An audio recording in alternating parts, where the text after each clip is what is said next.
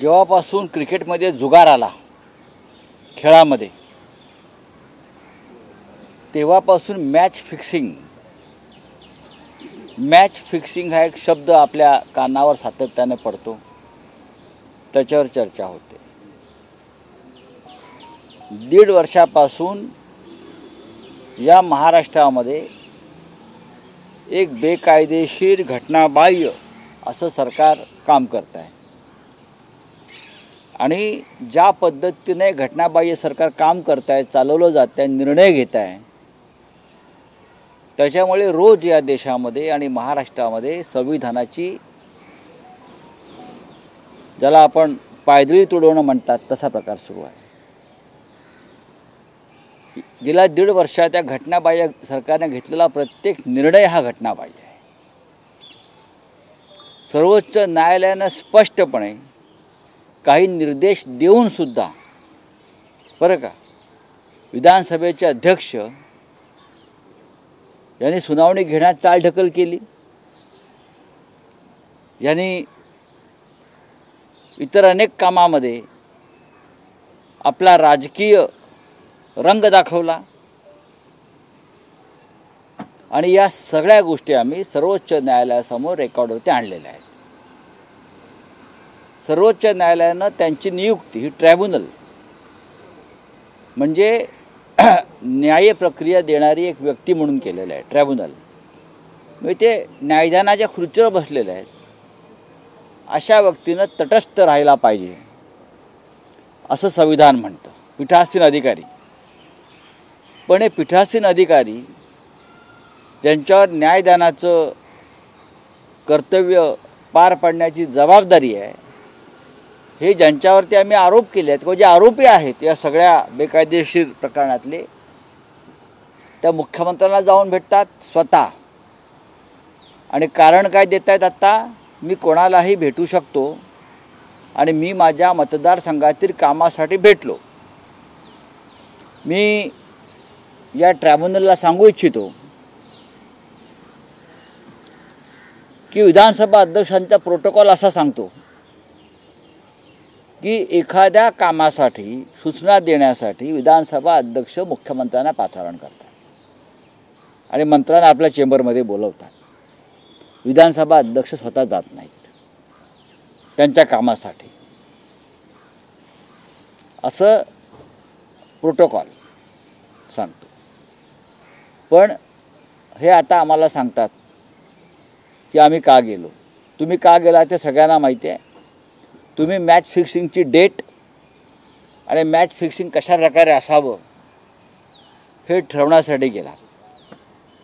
या सगळ्या गोष्टी सर्वोच्च न्यायालयाच्या रेकॉर्डवरती आता घेतल्या जात आहेत. दुसऱ्या 2 महत्त्वाच्या गोष्टी आम्ही रेकॉर्डवरती घेत आहोत.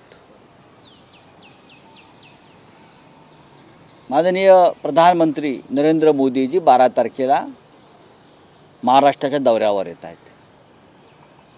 हा एवढा आत्मविश्वास त्यांच्यात कुठून आला? 10 तारखेला जर एखाद्या घटनाबाह्य सरकारचा फैसला लागणार आहे, आजच्या 10 तारखेला घटनाबाह्य सरकारचा फैसला लागणार आहे, सरकार घटनाबाह्य आहे हे आम्हाला माहिती आहे.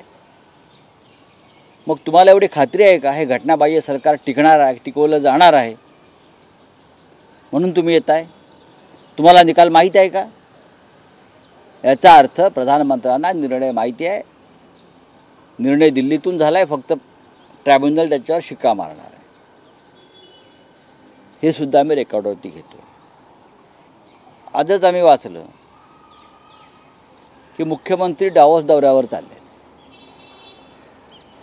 जर आज ट्रायब्युनल निर्णय देणार असेल आणि तो घटनेनुसार देणार असेल आणि घटनेनुसार आपण सरकारसह अपात्र ठरणार असाल, तर आपण कोणत्या आत्मविश्वासानं ट्रायब्युनल डावोसला चाललेला शिष्टमंडळ घेऊन? आम्हाला खात्री आपण मुख्यमंत्री आणणार नाही घटनेनुसार, तरी आपण डावोसला जायचा निर्णय घेतलेला आहे. याचा अर्थ असा आहे की तुमचं मॅच फिक्सिंग झालेलं आहे. प्रधानमंत्री, मुख्यमंत्री, भारतीय जनता पक्ष आणि विधानसभेचे सो कॉल्ड ट्रायब्युनल यांचं मॅच फिक्सिंग झालं असून त्या पद्धतीनं निर्णय दिला जाईल असं आधीच ठरल्यामुळे माननीय प्रधानमंत्री महाराष्ट्र दौऱ्यावर रोड शो करायला येत आहेत. राज्याचे घटनाबाह्य मुख्यमंत्री आजच्या निर्णयानंतर डावोसला निघणार आहेत काही दिवसात. याच्यावरून स्पष्ट आहे की मॅच फिक्सिंग या संविधानासंदर्भात, घटनेसंदर्भात कोणत्या स्तरापर्यंत गेलेली आहे. त्याच्यामुळे आज काय होईल हा एक औपचारिकपणा आहे, फक्त निर्णय देण्याचा एक औपचारिकपणा असा आम्ही मानतो. त्यांना तो सर्वोच्च न्यायालयाच्या आदेशानं द्यावा लागेल इतकंच. पण सर्वोच्च न्यायालयानं स्पष्ट सांगितलेलं आहे, निर्देश दिलेले आहेत, शिंदे गटानं नेमलेला व्हीप हा बेकायदेशीर आहे. सुनील प्रभू हा शिवसेनेचा जे मूळ व्हीप आहेत ते कायदेशीर आहेत. त्यांचा व्हीप हा मान्य आहे सगळ्यांना. हा सर्वोच्च न्यायालयाचा निर्णय आहे. एकदा शिंदे गटाचा व्हीपच बेकायदेशीर ठरल्यावर त्याने दिलेला प्रत्येक निर्णय हा बेकायदेशीर आहे. सर्वोच्च न्यायालयानं सांगितलं आहे शिंदे गटात एकनाथ शिंदे यांची गटनेतेपदी झालेली निवड बेकायदेशीर आहे.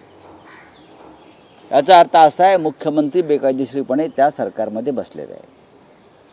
सर्वोच्च न्यायालयानं हे निरीक्षण दिलेलं आहे. राज्यपालांची प्रत्येक कृती आणि कारवाई ही बेकायदेशीर आणि चुकीची आहे. त्याच्यामुळे बहुमताच्या प्रत्येक गोष्टीपासून घेतलेली प्रत्येक घटना ही चुकीची आणि बेकायदेशीर आहे. त्याच्यामुळे हे सरकार गेल्या 1.5 वर्षापासून अत्यंत बेकायदेशीर पद्धतीनं या महाराष्ट्रात राज्य करत आहे. त्यांना राज्य करू दिलं जात आहे. त्यासाठी 2 पक्ष फोडण्यात आले, पक्षांतर घडवण्यात आली, पक्षांतरासाठी कोट्यावधी रुपयांच्या खोक्यांचा वापर करण्यात आला आणि आज नाईलाजानं एक औपचारिकपणा म्हणून त्यांना निर्णय द्यावा लागत आहे. पण ही प्रत्येक गोष्ट प्रधानमंत्र्यांच्या दौऱ्यापासून ते मुख्यमंत्र्यांच्या डावोस दौऱ्यापर्यंत आम्ही प्रत्येक गोष्ट सर्वोच्च न्यायालयामध्ये रेकॉर्डवरती आणणार आहोत. डिस्क्वालिफिकेशन को लेके जो आज फैसला आने वाला है और कल ही जो स्पीकर हैं वो जाके मुख्यमंत्री से मिलते हैं और 12 तारीख को प्रधानमंत्री आ रहे हैं यहाँ पे, तो किस तरह से देखते हैं आप, क्या कहना है? बात ऐसी है भाई, जब से ये क्रिकेट में गैम्बलिंग, जुगार और जुगाड़ शुरू हुआ है तब से मैच फिक्सिंग ये शब्द हमें बार बार कान पे आता है. अरे भाई मैच फिक्सिंग है, ये मैच फिक्सिंग है, ये मैच फिक्सिंग है. इस प्रकार की मैच फिक्सिंग महाराष्ट्र में होने जा रही है आज 4 बजे. मैं इसलिए कहता हूँ विधानसभा का जो हमारा स्पीकर या अध्यक्ष है मिस्टर नार्वेकर, उन्हें सर्वोच्च न्यायालय ने ट्राइब्यूनल का दर्जा दिया है कि आप निर्णय लीजिए, आप न्याय कीजिए इस बारे में, डिस्क्वालिफिकेशन के बारे में. और हमारा जो कहना है कि इस राज्य के मुख्यमंत्री गैर कानूनी तरीके से सत्ता पर बैठे हैं. वो हमारे हिसाब से एक अपराधी है, आरोपी है. अगर न्यायमूर्ति, न्यायालय, ट्राइब्यूनल जाकर बंद कमरे में मुख्यमंत्री यानी आरोपी के घर में जाकर 2 घंटा बैठता है बार बार, तो आप क्या समझोगे? और आज फैसला है तो क्या आप आरोपी को आपका फैसला दिखाने के लिए गए थे कि मैं यह ऑर्डर देने जा रहा हूं? ये बात हमने सुप्रीम कोर्ट के रिकॉर्ड पर हमने ले ली है, रिकॉर्ड पर लाया है हमने. आज फैसला है और देश के प्रधानमंत्री जी 12 तारीख को महाराष्ट्र में उनका एक दौरा है, उनका टूर है, वो करने जा रहे हैं. रोड शो वगैरह नासिक में है. उसका मतलब क्या है? अगर आपको पता है कि आज फैसला आने वाला है और संविधान कहता है ये सरकार गैरकानूनी है, अगर संविधान के हिसाब से फैसला हो तो ये सरकार गैरकानूनी हो सकती है और सरकार बर्खास्त हो सकती है. फिर भी मुख्य प्रधानमंत्री महाराष्ट्र में आज आ रहे हैं 2 दिन के बाद. उसका मतलब है प्रधानमंत्री को फैसले के बारे में जानकारी है और मैच फिक्सिंग के बारे में जानकारी है. इसलिए वो आत्मविश्वास है कि मैं आ रहा हूँ और सरकार रहेगी. निर्णय मुझे मालूम है. दूसरी बात, आज फैसला है गैरकानूनी सरकार का और हमारे जो मुख्यमंत्री महोदय है वो डावोस में जा रहे हैं.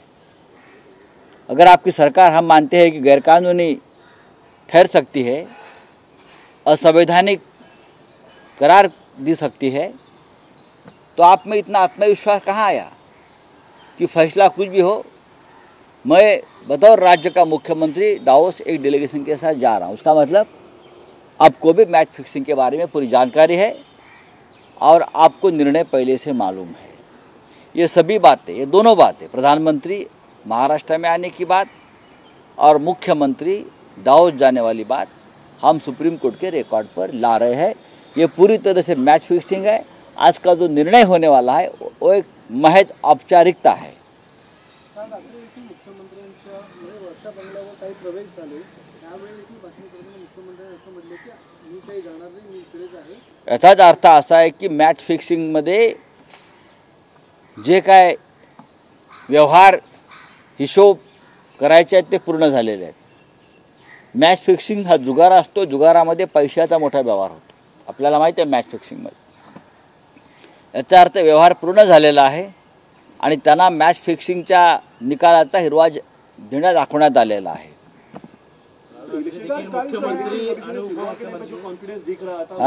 इलेक्शन कमीशन के वही है। देखिए, जब से ये सब घटनाक्रम शुरू हुआ है तब से उनके पास जो कॉन्फिडेंस है वो सिर्फ मोदी शाह जी ने दिया हो कॉन्फिडेंस है और कुछ नहीं।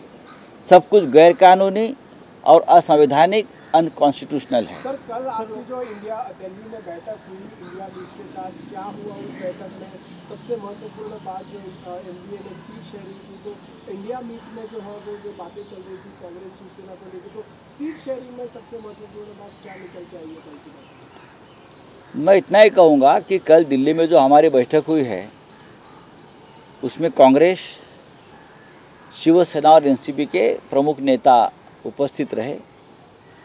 शिवसेना की तरफ से मैं खुद था और हमारे मेरे साथी शिवसेना के नेता विनायक राउत जी थे। कांग्रेस की तरफ से अशोक गहलोत जी, मुकुल वासनिक जी, सलमान खुर्शीद जी, मोहन प्रकाश जी और महाराष्ट्र से नाना पटोले जी, अशोक चौहान, बाला साहेब थोरात साहब थे। एनसीपी से जितेंद्र आव्हाड साहब थे। हमने लगभग 2 या 3 घंटे तक हमारी बातचीत हुई और बातचीत अच्छी रही। हमने तय किया है कि हमको एक साथ लड़ना है। हमने 1-to-1 सीट के ऊपर भी डिस्कशन किया है। कौन कहाँ लड़ेगा ये भी तय हो गया है। लगभग वंचित बहुजन आघाड़ी यानी सम्माननीय प्रकाश आंबेडकर जी को साथ लेना है, ये निर्णय हुआ। फिर स्वाभिमान शेतकरी संगठना ने राजू शेट्टी जी के बारे में चर्चा हुई कि उनको भी साथ लेने का निर्णय हुआ है और अभी जल्दी ही उस बारे में हमारा निर्णय आ जाएगा। सर, आज फैसला आने वाला है। आज कल ईडी की रेड होती है। नाही, तुमचं काय? महाविकास आघाडीची बैठक झाली, त्याच्यानंतर काय करणार? आणि आज प्रकाश आंबेडकरांच्या वंचित बहुजन आघाडीने एक स्टेटमेंट जारी केले प्रसिद्धीपत्रक, त्यामध्ये त्यांनी असं म्हटलं की आम्ही कोणत्याही महाविकास आघाडीकडून सध्या नाही आहोत, संजय राऊत मी धूळफेक करतो। काल महाविकास आघाडीची बैठक महाराष्ट्रात झाली, दिल्लीत झाली। त्याच्यात जागा वाटपासंदर्भात चर्चा झाली। काँग्रेस, राष्ट्रवादी काँग्रेस आणि शिवसेनेचे आम्ही सगळे सहकारी एकत्र बसलो। शिवसेनेतर्फे मी स्वतः आणि माझे सहकारी शिवसेना नेते विनायक राऊत माझ्याबरोबर होते। राष्ट्रवादी काँग्रेसतर्फे श्री जितेंद्र आव्हाड जी होते। काँग्रेसकडून फार मोठं शिष्टमंडळ होतं, त्याच्यामध्ये श्री अशोक गहलोत, सलमान खुर्शीद, मोहन प्रकाश, मुकुल वासनिक आणि महाराष्ट्रातून प्रदेशाध्यक्ष नाना पटोलेजी, बाळासाहेब थोरात, अशोकराव चव्हाण हे प्रमुख लोक होते। आमच्यामध्ये साधारण जागा वाटपावर सविस्तर चर्चा झाली, म्हणजे प्रत्येक जागेवर चर्चा झाली। आणि त्यानंतर ठरलं की कोण कोणत्या जागेवर लढू शकेल. आणि आमच्यामध्ये कोणते मतभेद नाहीत. एखाद दुसऱ्या जागेचा जर काही वाद निर्माण झाला असेल तर तो एकत्र बसून सोडवला जाईल. हे आमचं एकमतानं ठरलं. कोण किती जागा लढणार यापेक्षा आपण सर्व जागा कशा जिंकू शकतो ही भूमिका आमची महत्त्वाची आहे. आमच्यामध्ये असाही निर्णय झाला की आपल्यासोबत वंचित बहुजन आघाडी माननीय प्रकाश आंबेडकर साहेबांच्या नेतृत्वाखाली त्यांना आपण समाविष्ट करून घेतलं पाहिजे. राजू शेट्टी यांचं संघटन जे आहे त्यांना सोबत घेतलं पाहिजे आणि त्यांच्यासाठी आपण काही जागांचा विचार केला पाहिजे. प्रकाश आंबेडकर यांच्या संदर्भात आम्ही अशी भूमिका मांडली की शिवसेना आणि प्रकाश आंबेडकरजी किंवा वंचित बहुजन आघाडी यांची युती आधीच झालेली आहे. त्याच्यामुळे महाविकास आघाडीतलं त्यांचं स्थान हे महत्त्वाचं आहे. आम्ही त्यांना मानतो, ते आमच्याबरोबर आहे. आणि आता त्यांना कसं सामावून घ्यायचं, कोणत्या जागा आपण त्यांना देऊ शकतो या संदर्भात लगेच चर्चा होईल.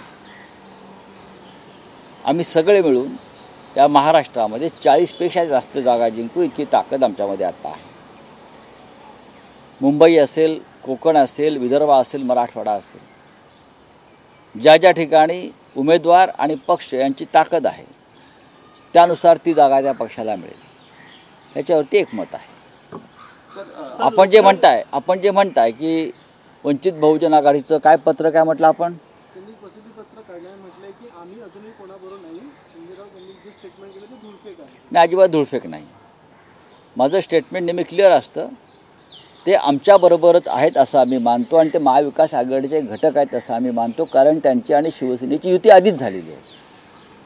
आणि मी असंही म्हटलेलं आहे या देशात ज्या प्रकारचं हुकुमशाही, भयंकर हुकुमशाही, नरसंहार करणारी हुकुमशाही, लोकशाहीचा नरसंहार करणारी हुकुमशाही जी आहे ही डॉक्टर बाबासाहेब आंबेडकर यांच्या भूमिकेच्या आणि विचारांच्या विरुद्ध आहे. डॉक्टर बाबासाहेब आंबेडकर यांना अभिप्रेत असलेला भारत हा नाही. डॉक्टर बाबासाहेब आंबेडकर यांनी जे संविधान लिहिलं आणि देशाला दिलं ते संविधान रोज पायदळी तुडवलं जात आहे हुकुमशाही प्रवृत्तीकडून. आणि या हुकुमशाही प्रवृत्तीचा पराभव व्हावा कायमचा, विशेषतः मोदी सरकारचा, ही माननीय प्रकाश आंबेडकर यांची ठाम भूमिका आहे. आणि त्या संदर्भात ते महाराष्ट्रात नव्हे तर संपूर्ण देशामध्ये आपल्या भूमिका मांडताना मला दिसत आहेत. अगदी जागतिक स्तरावर सुद्धा प्रकाश आंबेडकर याविषयी बोलत आहेत. त्याच्यामुळे हुकुमशाहीला मदत होईल आणि आंबेडकर विरोधी विचारांना मदत होईल अशा प्रकारची कोणतीही भूमिका वंचित बहुजन आघाडी आणि प्रकाश आंबेडकरजी घेणार नाही. त्याची आम्हाला खात्री असल्यामुळे आम्ही सांगतो की ते आमच्याबरोबर आहेत. मोदी जो है लक्षद्वीप में उन्होंने जो फोटो सेशन किया, जो अनाउंसमेंट किया, वो जो है वो सिर्फ लोकसभा की सीट्स के लिए किया है. ये आपने खुद सामने में आज लिखा. तो उसमें गलत क्या है मुझे बताइए. एक एक सीट का झगड़ा, एक एक सीट के लिए संघर्ष, एक एक सीट के लिए युद्ध चल रहा है. उसमें लक्षद्वीप भी है. इसका मतलब ये है कि 400 पार का जो नारा है, हाँ, वो हवा में तिरंदाजी है. एक एक सीट के लिए आप कितना बड़ा नाट्य बना रहे हो. हमने प्रधानमंत्री मोदी जी का, हमारे देश के प्रधानमंत्री का जो अपमान हुआ है वो निषेध और धिक्कार किया है. लेकिन अभी जो राजनीति चल रही है एक सीट के लिए, वो बहुत ही क्या बोलते हैं, मजा लेने वाली बात है आजकल देश में. चलो, थैंक यू.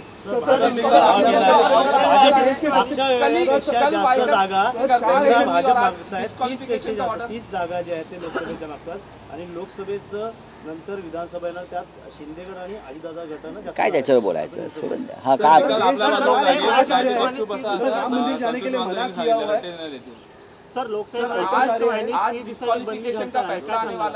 लोकशाही सारख्या वृत्तवाहिनीवर सत्य दाखवल्याबद्दल एका विकृत माणसाला त्याचं खरं स्वरूप दाखवल्याबद्दल लोकशाही चॅनलवर जर बंदी घालून केंद्र सरकारनं आपले हुकुमशाहीची सिंग दाखवली असती तर त्याचा निषेध देशातल्या प्रत्येक मीडियाच्या घटकानं वृत्तपत्रानं केलं पाहिजे. ज्या पद्धतीनं ही कारवाई केली या कारवाईचा आम्ही निषेध आणि धिक्कार करतो. या देशामध्ये कोणीही कसे बेछूटपणे वागावं आणि त्याच्यावरती मीडियानं आवाज उठवू नये का सत्य दाखवू नये हे या सरकारला वाटत असेल तर ते लोकशाही विरोधी आहे. ही वृत्तपत्र स्वातंत्र्याची गळचीपे आहे आणि आम्ही सगळे लोकशाही म्हणून लोकशाही वाचवण्यासाठी लोकशाही बरोबर आहोत. सर, विधानसभा अध्यक्षांचा आत्ताच स्टेटमेंट आलेला आहे की हा जो निकाल आहे तो कोणत्याही त्रुटीपूर्ण राहणार नाही, अतिशय चांगला आणि बेंचमार्क निकाल असेल आणि जे आर्टिकल्स 10 आहे जे 10 आहे त्याचा वेगळ्या अर्थाने विचार करून आम्ही आजचा हा वेगळा अर्थ म्हणजे त्यांच्या सोयीचा अर्थ असू नये. हा जो वेगळा अर्थ आहे ना संविधानाचा हा आम्हाला माहिती आहे. आता तुम्ही जो वेगळा अर्थ काढताय मॅच फिक्सिंगचा त्याच्यावरती आमचं लक्ष है. बोलिए आपका क्या है? देश के 4 बड़े शंकराचार्य हैं, उन्होंने राम मंदिर में जाने के लिए मना किया. कल आज फैसला आने वाला है और कल रविंद्र वाइकर के घर पे ईडी की रेड होती है, किस तरह से देखते हैं? और अभी जस्ट जो स्पीकर का स्टेटमेंट आया है जजमेंट. देखिए, स्पीकर का स्टेटमेंट की बात छोड़ दीजिए. वो स्पीकर का स्टेटमेंट नहीं है, वो एक बीजेपी कार्यकर्ता का स्टेटमेंट है. दूसरी बात है, हमारे साथी रविंद्र वाइकर जी के ऊपर कल जो रेड्स हुई है वो सबको मालूम है. पूरा राजनीतिक मामला है. जी बदले की भावना से बस हमारे हाथ में सत्ता है, एजेंसी है, इसलिए आपका आवाज़ हम दबाएंगे, आपको बदनाम करेंगे. इस कारणों से ये रेड्स होती है.